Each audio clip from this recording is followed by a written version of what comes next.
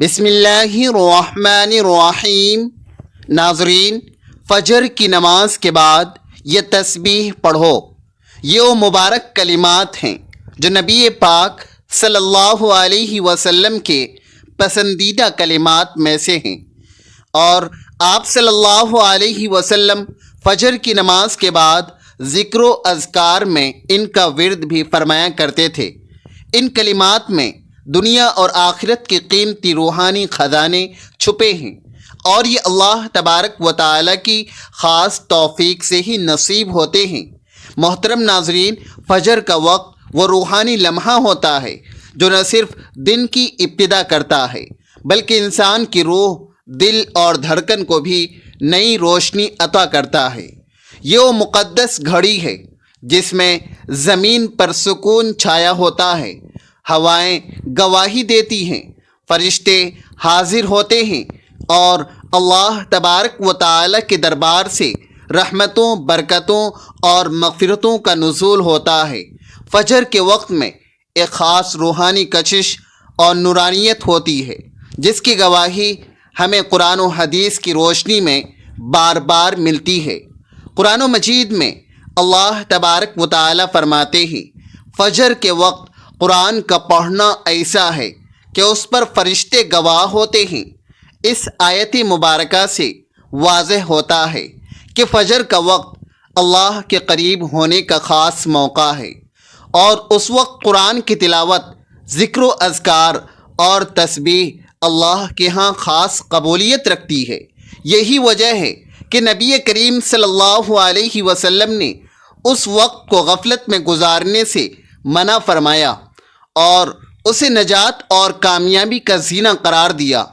ہمارا آج کا وظیفہ بھی نماز فجر کے بعد ان مبارک کلمات کو پڑھنے کا ایک مجرب عمل ہے جو نبی پاک صلی اللہ علیہ وسلم کی سنت سے ثابت شدہ اذکار کی روشنی میں تیار کیا گیا ہے۔ ان کلمات میں دنیا اور آخرت کے خزانے چھپے ہیں، اور اللہ تبارک و تعالی کی رضا حاصل کرنے والوں کے لیے یہ بہت بڑی نعمت ہے۔ اس تسبیح کی برکت سے اللہ تبارک و تعالی اپنے بندے کو عزت، دولت، صحت اور کامیابی جیسی نعمتوں سے نوازتا ہے۔ تو اس کے بارے میں جاننے کے لیے گزارش ہے کہ ویڈیو کو آخر تک لازمی دیکھیے گا۔ ناظرین، فجر کا وقت بہت ہی بابرکت وقت ہوتا ہے۔ یہ وہ لمحے ہوتے ہیں جن میں اللہ تبارک و تعالی کی خاص رحمتیں نازل ہوتی ہیں۔ جب ایک بندہ نیند اور آرام کو چھوڑ کر اللہ کے سامنے جاگتا ہے تو آسمانوں سے رحمت کے دروازے کھل جاتے ہیں۔ فجر کی نماز صرف ایک عبادت نہیں بلکہ یہ بندے کی زندگی میں نئی روشنی، نئی امید اور ایک نئی برکت کا آغاز ہوتا ہے۔ نبی کریم صلی اللہ علیہ وسلم نے فرمایا کہ تمہارے لیے صبح کے وقت میں برکت رکھی گئی ہے۔ جس نے دن کی شروعات اللہ تبارک و تعالی کے ذکر سے کی، وہ دن اس کے لیے آسان کر دیا جاتا ہے، مشکلات اس سے دور ہو جاتی ہیں، اور اس کا رزق اللہ تبارک و تعالی کے حکم سے بڑھا دیا جاتا ہے۔ تو فجر کا وقت وہ وقت ہے جب فرشتے بندے کے لیے دعائیں کرتے ہیں، اور وہ بندے جو فجر کے بعد ذکر و اذکار کرتے ہیں ان کے لیے اللہ تبارک و تعالی خیر و برکت کے دروازے کھول دیتے ہیں۔ تو جس گھر میں فجر کے وقت ذکر و اذکار، قرآن کریم کی تلاوت اور تسبیحات اور وظائف کیے جاتے ہیں، اس گھر سے نحوستیں، پریشانیاں، فقر و فاقہ، بے برکتی، بے سکونی، بیماری، دل کا اندھیرا اور رزق کی تنگی سب کچھ دور ہو جاتا ہے۔ ناظرین، اللہ تبارک و تعالی نے قرآن مجید میں بار بار اپنے ذکر کی تاکید فرمائی ہے، اور ذکر کی سب سے بابرکت گھڑیاں وہ ہوتی ہیں جب دل صاف، ذہن پرسکون اور ماحول خاموش ہو۔ نماز فجر کے بعد کا وقت انہی خاص لمحات میں سے ایک ہے۔ فجر کا وقت روحانی سکون، قلبی روشنی اور برکتوں کے نزول کا وقت ہے۔ یہ وہ گھڑی ہے جب فرشتے انسان کے اعمال کا اندراج کرتے ہیں اور اللہ تبارک و تعالی کے قرب کے دروازے کھلے ہوتے ہیں۔ اللہ تبارک و تعالی کا ارشاد ہے، ترجمہ، اور اس کی تسبیح کرو صبح اور شام۔ یہ آیت ہمیں بتاتی ہے کہ صبح کے وقت بالخصوص فجر کی نماز کے بعد اللہ تبارک و تعالی کی یاد اور اس کا ذکر کرنا مومن کی زندگی کا حصہ ہونا چاہیے۔ حضرت انس بن مالک رضی اللہ تعالی عنہ سے روایت ہے کہ رسول اللہ صلی اللہ علیہ وسلم نے فرمایا، جو شخص فجر کی نماز باجماعت پڑھ کر اپنے مصلی پر بیٹھا اللہ تبارک و تعالی کا ذکر کرتا ہے یہاں تک کہ سورج نکل آئے، پھر 2 رکعت نماز پڑھے، اسے ایک مکمل حج اور عمرہ کا ثواب ملتا ہے۔ یہ حدیث بتاتی ہے کہ فجر کے بعد ذکر و اذکار اور دعا میں مشغول رہنے والے کو کس قدر عظیم اجر عطا کیا جاتا ہے۔ فجر کے بعد ذکر و اذکار سے دل کا سکون اور ذہنی اطمینان حاصل ہوتا ہے، دن بھر کے لیے برکت اور کامیابی کا راستہ کھلتا ہے، مصیبتوں اور پریشانیوں سے حفاظت ہوتی ہے، شیطان کے وسوسوں سے بچاؤ ہوتا ہے۔ صحابہ کرام رضی اللہ تعالی عنہ کا معمول تھا کہ فجر کی نماز کے بعد مسجد میں بیٹھ کر اللہ تبارک و تعالی کا ذکر کرتے تھے، قرآن کی تلاوت کرتے اور دعائیں مانگتے۔ وہ جانتے تھے کہ یہ وقت قبولیت کا وقت ہے اور رحمت زمین پر برس رہی ہوتی ہے۔ ناظرین، نماز اسلام کا ستون اور بندے کا رب سے رابطہ ہے۔ یہ ایمان کی علامت، دلوں کا سکون اور روح کی غذا ہے۔ دن میں 5 مرتبہ نماز پڑھنا اللہ تبارک و تعالی کا حکم اور محبوب رسول صلی اللہ علیہ وسلم کی سنت ہے۔ نماز انسان کو برائیوں سے روکتی ہے، شیطان کو دور کرتی ہے اور انسان کو پاکیزگی عطا کرتی ہے۔ جو بندہ نماز قائم کرتا ہے وہ گویا اپنی زندگی کو اللہ کے نور سے منور کرتا ہے۔ نماز کے بغیر زندگی بے مقصد اور دل و دماغ بے چین رہتے ہیں۔ نماز کا پابند انسان اللہ تبارک و تعالی کا محبوب بندہ بن جاتا ہے۔ اسی لیے رسول اکرم صلی اللہ علیہ وسلم نے فرمایا، نماز دین کا ستون ہے، جس نے اسے قائم کیا اس نے دین کو قائم کیا۔ جو بندہ دنیا اور آخرت کی کامیابی چاہتا ہے وہ نماز کو اپنی زندگی کا لازمی حصہ بنا لے۔ اسی طرح نماز فجر دن کی پہلی عبادت ہے جو انسان کی روحانی، جسمانی اور ذہنی زندگی میں بیداری کا پیغام دیتی ہے۔ فجر کی نماز کی فضیلت بے شمار ہے۔ رسول اللہ صلی اللہ علیہ وسلم نے فرمایا، جو شخص فجر اور عصر کی نماز پڑھتا ہے وہ جنت میں داخل ہوگا۔ فجر کی نماز مومن کے لیے چہرے پر نور، دل میں سکون اور زندگی میں برکت کا ذریعہ ہے۔ یہ وہ وقت ہوتا ہے جب فرشتے بندوں کے اعمال اللہ تبارک و تعالی کی بارگاہ میں لے جاتے ہیں اور سب سے پہلا سوال نماز کے متعلق ہی کیا جاتا ہے۔ حضرت جندب بن عبداللہ رضی اللہ تعالی عنہ سے مروی ہے کہ نبی کریم صلی اللہ علیہ وسلم نے فرمایا، جو شخص فجر کی نماز پڑھتا ہے وہ اللہ تبارک و تعالی کی حفاظت میں آ جاتا ہے۔ حضرت ابو ہریرہ رضی اللہ تعالی عنہ سے روایت ہے کہ رسول اکرم صلی اللہ علیہ وسلم نے ارشاد فرمایا، فجر اور عشاء کی نماز منافق پر سب سے زیادہ بھاری ہے۔ اگر تم جانتے کہ ان میں کیا اجر ہے تو رینگتے ہوئے بھی آتے۔ نبی کریم صلی اللہ علیہ وسلم نے فرمایا، 2 رکعت سنت فجر کی دنیا اور ما فیہا سے بہتر ہے۔ حضرت عثمان رضی اللہ تعالی عنہ سے روایت ہے کہ نبی کریم صلی اللہ علیہ وسلم نے فرمایا، جس نے عشاء کی نماز جماعت کے ساتھ پڑھی گویا اس نے آدھی رات کا قیام کیا، اور جس نے فجر کی نماز جماعت کے ساتھ پڑھی گویا اس نے پوری رات کا قیام کیا۔ نبی کریم صلی اللہ علیہ وسلم نے فرمایا، جو شخص فجر کی نماز ادا کرتا ہے اس پر جہنم کی آگ حرام کر دی جاتی ہے۔ نبی کریم صلی اللہ علیہ وسلم نے فرمایا، فجر کی نماز کے بعد جب تک سورج طلوع نہ ہو ذکر و اذکار میں مشغول رہنے والے کے لیے حج اور عمرہ کا ثواب لکھا جاتا ہے۔ نبی کریم صلی اللہ علیہ وسلم نے فرمایا، فجر کی نماز کے وقت اللہ تبارک و تعالی اپنے خاص فرشتوں کو زمین پر بھیجتا ہے جو ذکر کرنے والوں کے ساتھ مصافحہ کرتے ہیں۔ حضرت ابو موسیٰ اشعری رضی اللہ تعالی عنہ سے روایت ہے کہ نبی کریم صلی اللہ علیہ وسلم نے فرمایا کہ جو شخص صبح شام اللہ تبارک و تعالی کا ذکر کرتا ہے، اللہ تبارک و تعالی اس کے لیے جنت میں ایک باغ لگا دیتا ہے۔ نبی کریم صلی اللہ علیہ وسلم نے فرمایا، فجر کے وقت رزق تقسیم ہوتا ہے، جو سویا رہتا ہے وہ اپنے نصیب سے محروم رہتا ہے۔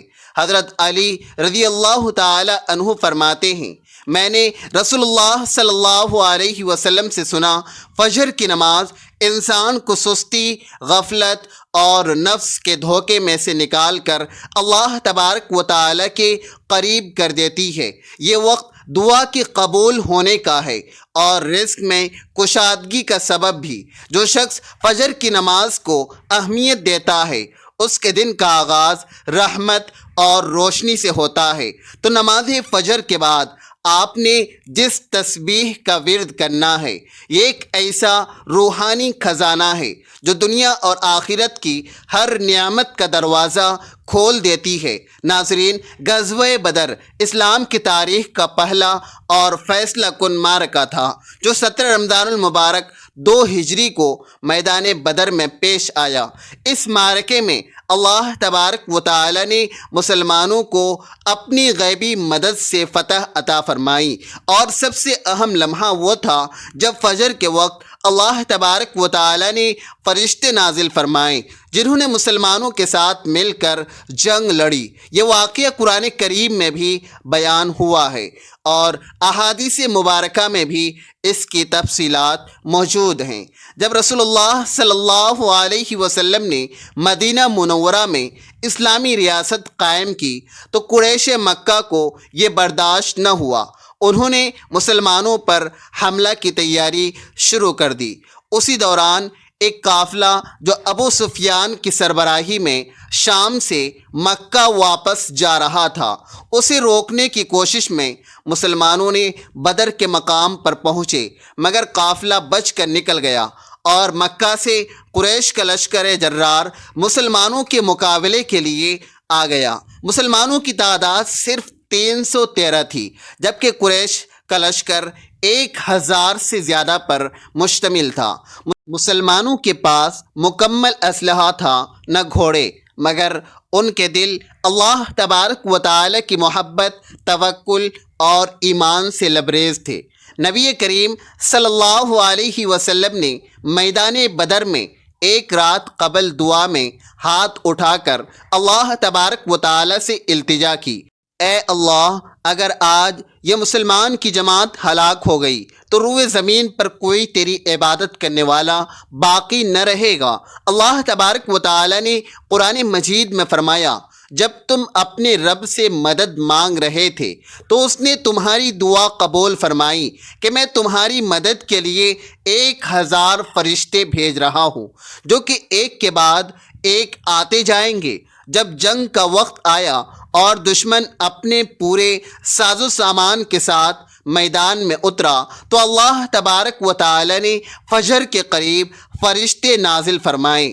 حضرت عبداللہ بن عباس رضی اللہ تعالی عنہ فرماتے ہیں، نبی کریم صلی اللہ علیہ وسلم نے فرمایا، جبرائیل علیہ السلام میرے پاس آئے اور کہا، اللہ تبارک و تعالی نے تمہاری مدد کے لیے آسمان سے فرشتے اتار دیے ہیں اور وہ اس وقت صفیں باندھ کر جنگ کے لیے تیار ہیں۔ صحابہ کرام رضوان اللہ علیہم اجمعین نے کئی بار ایسے مناظر دیکھے جہاں ایک سفید لباس میں ملبوس سوار آسمانی رفتار سے کفار پر حملہ آور ہوتا ہے۔ کئی کفار بعد میں کہتے تھے کہ ہم نے ایسی مخلوق دیکھی جو انسان نہ تھی۔ بعض کفار کے جسم پر ایسے زخم آئے جن کا وار کسی انسان نے نہ کیا تھا۔ حضرت رافع بن خدیج رضی اللہ تعالی عنہ فرماتے ہیں، ہم نے جنگ میں دیکھا کہ دشمن کے سروں پر تلواریں چل رہی تھی، حالانکہ وہاں کوئی انسان نہ تھا۔ ہم نے سمجھا کہ یہ اللہ تبارک و تعالی کی طرف سے فرشتے ہیں۔ جبرائیل علیہ السلام نے نبی کریم صلی اللہ علیہ وسلم سے فرمایا کہ ہم نے آج بدر میں جنگ کی ہے اور یہ ہمارے لیے بھی آزمائش تھی۔ اس غیبی امداد اور مسلمانوں کے ایمان و حوصلہ کے باعث قریش کے 70 بڑے سردار مارے گئے، جن میں ابو جہل، امیہ بن خلف، عتبہ اور شیبہ وغیرہ شامل تھے۔ 70 قیدی بنا لیے گئے۔ مسلمانوں کو عظیم الشان فتح نصیب ہوئی۔ اللہ تبارک و تعالی نے اس فتح کے ذریعے مسلمانوں کے دلوں کو مضبوط کر دیا، کفار کو عبرت کا نشان بنا دیا اور دنیا پر واضح کر دیا کہ اللہ تبارک و تعالی ان لوگوں کی مدد فرماتا ہے جو دین حق کی مدد کرتے ہیں۔ اسی طرح حضرت علی کرم اللہ وجہ الکریم نے فرمایا کہ میں نے جب بھی فجر کے بعد دعا مانگی وہ کبھی رد نہ ہوئی۔ ناظرین، اللہ تبارک و تعالی کا ذکر کرنے سے انسان کو جہاں روحانی فائدے ملتے ہیں وہاں دنیاوی برکات بھی حاصل ہوتی ہے، جو قرآن اور حدیث میں واضح طور پر ذکر کی گئی ہے۔ یعنی تسبیح اللہ تبارک و تعالی کی ایک اہم عبادت ہے جو انسان کو اللہ تبارک و تعالی کے قریب لے آتی ہے اور اس کے دل میں اطمینان اور سکون پیدا کرتی ہے۔ اللہ پاک قرآن پاک میں فرماتا ہے، سن لو، اللہ تبارک و تعالی کے ذکر سے ہی دلوں کو سکون ملتا ہے۔ تو یہ تسبیح پڑھنا انسان کے دل کو سکون اور اطمینان دیتا ہے۔ جب انسان اللہ تبارک و تعالی کے ذکر میں مشغول ہوتا ہے تو وہ دنیاوی پریشانیوں سے دور ہو کر اللہ پاک کی طرف متوجہ ہوتا ہے، جس سے دل میں سکون آتا ہے۔ جو لوگ اللہ تبارک و تعالی کا ذکر کرتے ہیں یعنی تسبیح پڑھتے ہیں تو اللہ پاک ان کے گناہوں کو معاف کر دیتا ہے۔ اللہ پاک فرماتے ہیں، میرے بندے تو میرا ذکر کر، میں تیرا ذکر کروں گا۔ تسبیح پڑھنے سے اللہ تبارک و تعالی سے مانگی گئی دعائیں قبول ہوتی ہیں۔ حضرت ابو ہریرہ رضی اللہ تعالی عنہ سے مروی ہے، جو شخص اللہ تبارک و تعالی کا ذکر کرتا ہے تو اللہ تبارک و تعالی اس کی دعائیں قبول کرتا ہے اور اسے مشکلات سے نجات دیتا ہے۔ اللہ پاک کے ذکر سے انسان کی دعائیں قبول ہوتی ہیں اور وہ اپنی مشکلات سے نکلنے میں کامیاب ہو جاتا ہے۔ تسبیح پڑھنے سے انسان کی زندگی میں برکت آتی ہے۔ جو شخص صبح اللہ کا ذکر کرتا ہے اس کی روزی میں برکت ہوتی ہے۔ تو تسبیح انسان کی روزمرہ زندگی میں برکت، کامیابی اور سکون لے کر آتی ہے۔ یہ عمل دنیا اور آخرت میں بھی کامیابی کا سبب بنتا ہے۔ تسبیح پڑھنے سے اللہ پاک کی مدد اور حفاظت بھی ملتی ہے۔ حضرت علی رضی اللہ تعالی عنہ سے مروی ہے کہ جو شخص اللہ رب العزت کی تسبیح بیان کرتا ہے اللہ پاک اس کی ہر پریشانی میں مدد کرتے ہیں۔ اللہ کا ذکر انسان کو شیطانی شر سے محفوظ رکھتا ہے اور اللہ پاک کی مدد کی ضمانت بھی فراہم کرتا ہے۔ اگر آپ چاہتے ہیں کہ اللہ تبارک و تعالی آپ کو دونوں جہان میں عزت و کامرانی عطا فرمائے، کبھی کسی کا محتاج نہ ہو، کبھی کسی کے سامنے ذلت اور رسوائی کا سامنا نہ کرنا پڑے، دشمنوں کے حسد سے ہمیشہ محفوظ رہیں، تو آپ یہ تسبیح لازمی پڑھیں، جسے نبی پاک صلی اللہ علیہ وسلم نے بھی پسند فرماتے تھے، جس کے پڑھنے سے دنیا اور آخرت کے برحق خزانے مل جاتے ہیں۔ اس تسبیح سے انشاءاللہ دونوں جہان میں عزت و کامرانی آپ کا مقدر بن جائے گی، کامیابی آپ کی قدم چومے گی۔ انسان جب کبھی اپنی زندگی کے مقصد کو سمجھنے کی کوشش کرتا ہے تو اسے اس حوالے سے مختلف قسم کے آراء سننے کو ملتے ہیں۔ اللہ تبارک و تعالی نے قرآن مجید میں اسی حوالے سے بہت ہی واضح اور خوبصورت باتیں ارشاد فرمائی ہیں۔ اللہ تبارک و تعالی نے سورہ انبیاء کی آیت میں ارشاد فرمایا، اور نہیں پیدا کیا ہم نے آسمان اور زمین کو اور جو کچھ ان دونوں کے درمیان میں ہے کھیلتے ہوئے، یعنی بے مقصد پیدا نہیں کیا۔ اگر ہم چاہتے کہ ہم بنائیں کوئی کھیل تماشا تو یقیناً ہم بنا لیتے اسے اپنے پاس سے، اگر ہم ہوتے ایسا کرنے والے۔ اسی طرح اللہ تبارک و تعالی سورہ مومنون میں ارشاد فرماتے ہیں، تو کیا تم نے سوچ لیا کہ بے شک ہم نے پیدا کیا ہے تمہیں بے مقصد ہی، اور یہ کہ بے شک ہماری طرف تم نہیں لوٹائے جاؤ گے۔ بس بہت بلند ہے اللہ جو حقیقی بادشاہ ہے، نہیں ہے کوئی معبود مگر وہ، حقیقی رب ہے عزت والے عرش کا، اور جو پکارے اللہ پاک کے ساتھ کسی دوسرے معبود کو، نہیں کوئی دلیل اس کے پاس اس کی، تو بے شک اس کا حساب اس کے رب کے پاس ہے۔ بلا شبہ یہ حقیقت ہے کہ کافر لوگ کبھی فلاح و کامران نہیں پائیں گے۔ سورہ زاریات میں اللہ تبارک و تعالی نے انسان اور جنوں کی تخلیق کے مقصد کو نہایت اہم انداز میں واضح فرما دیا۔ اللہ تبارک و تعالی نے ارشاد فرمایا، اور میں نے نہیں پیدا کیا جنوں اور انسانوں کو مگر اس لیے کہ وہ میری عبادت کریں۔ تمام آیات پر غور و فکر اور تدبر کرنے کے بعد یہ بات سمجھ میں آتی ہے کہ تخلیق انسانیت کا مقصد در حقیقت اللہ تبارک و تعالی کی معرفت حاصل کرنا، اس کی بندگی اور عبادت کو بجا لانا ہے۔ ان عبادات کو بجا لانے کے مختلف طریقے کتاب و سنت میں مذکور ہیں، جن میں انتہائی خوبصورت اور آسان طریقہ اللہ تبارک و تعالی کا مسلسل ذکر و اذکار کرنا ہے۔ ذکر الہی انوار کی کنجی ہے، بصیرت کا آغاز ہے اور جمال و فطرت کا اقرار ہے۔ یہ حصول علم کا جال ہے، یہ تماشا گاہ ہستی کی جلوہ آرائی اور حسن آفرینی کا اقرار ہے۔ ذاکر کے ذکر میں، زاہد کی فکر میں خالق کی جھلک نظر آتی ہے۔ ذکر الہی دراصل خالق حقیقی سے رابطے کی ایک شکل ہے۔ تو ناظرین محترم، وقت کی نزاکت کو مد نظر رکھتے ہوئے چلتے ہیں وظیفے کی جانب، اور آپ کو بتاتے ہیں وہ تسبیح جو نماز فجر کے بعد پڑھنی چاہیے۔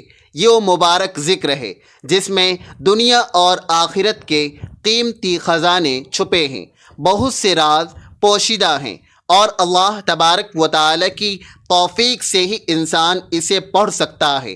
آپ نے اپنے کسی بھی جائز مقصد کے لیے، کسی بھی مشکل یا پھر کسی بھی پریشانی سے نکلنے کے لیے، خاص طور پر اللہ پاک کی فوری مدد حاصل کرنے کے لیے، راستے سے ہر رکاوٹ کو فوراً دور کرنے کے لیے، ہر ناممکن کام کو ممکن کرنے کے لیے، غرض اس تسبیح کو کسی بھی حاجت کے لیے پڑھنا تو سب سے پہلے آپ نے نماز فجر ادا کر لینی ہے۔ اس کے بعد اگر آپ چاہیں تو نماز فجر کے بعد بھی اس تسبیح کو پڑھ سکتے ہیں۔